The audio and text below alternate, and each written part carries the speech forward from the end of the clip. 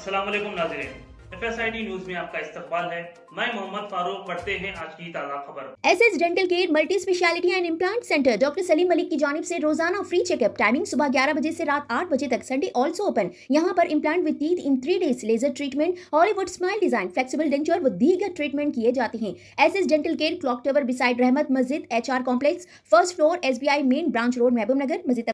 Commissioner के खिलाफ नामुनासिब अल्फाज इस्तेमाल करने पर साबिक कौंसलर के खिलाफ मुकदमा दर्ज। महबूब नगर पुलिस ने साबिक कौंसलर के खिलाफ मुकदमा दर्ज किया, जिन्होंने म्युनिसिपल कॉरपोरेशन कमिश्नर के खिलाफ नामुनासिब अल्फाज इस्तेमाल की। वन टाउन सर्किल इंस्पेक्टर अपैया के मुताबिक साबिक कौंसलर कट्टा रवि किशन रेड्डी ने महबूब नगर कॉरपोरेशन कमिश्नर प्रवीण कुमार रेड्डी को फोन पर बदकलामी करते हुए नामुनासिब अल्फाज इस्तेमाल किए। कमिश्नर की जानिब से शिकायत की गई, जिनकी शिकायत दर्ज कर ली गई और साबिका कौंसलर कट्टा रवि किशन रेड्डी को गिरफ्तार कर लिया गया। कॉरपोरेशन कमिश्नर प्रवीण कुमार रेड्डी ने जिसकी तफसीलात मीडिया को बताई।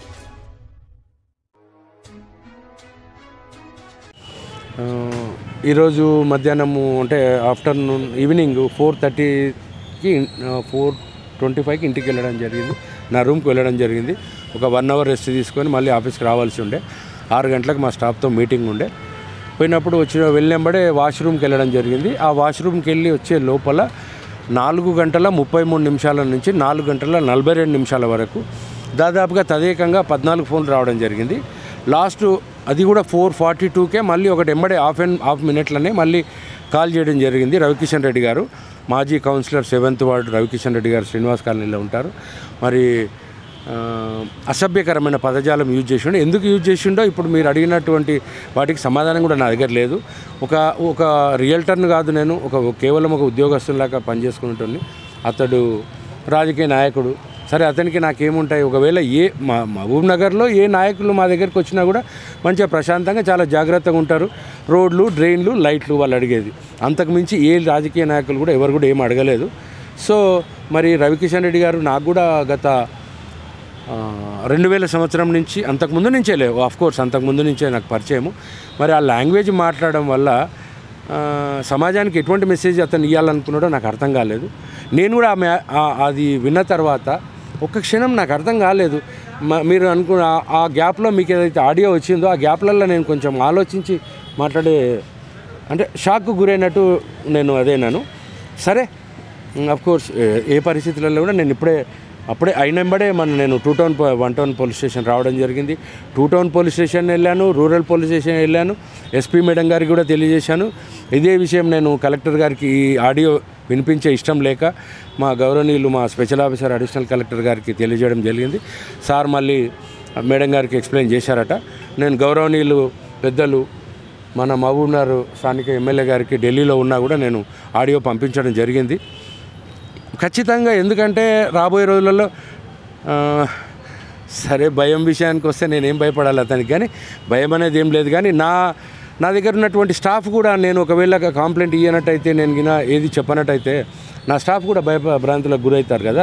రేపు ప్రతి ఒక్కరు కొంతమంది అనవసరమైన కొన్ని విషయాలలో కూడా నా స్టాఫ్ను బెదిరించడం జరుగుతుంది. కనుక నేను 100% స్టాండర్డ్గా ఉన్నాను. అంతటా అతని మీద కేసు బుక్ కావాలా, ఖచ్చితంగా SP గారు అతని మీద కేసు బుక్ చేయాలా, అతని మీద చట్టపరమైన న్యాయపరమైన చర్యలు తీసుకోవాలని కోరుకుంటున్నాను. అంటే సార్, గతంలో ఆయనకు మీకు ఎక్కడన్నా కానీ ఏదన్నా అంటే ఏదైనా ఒక సందర్భంలో ఈ రోజు వరకు నేను వచ్చి ఇక్కడ 3 నెలలు అవుతుంది. గతంలో 20 సంవత్సరాలు 25 సంవత్సరాల నుంచి కూడా నాకు అతనికి ఎక్కడ ఎటువంటిది లేదు.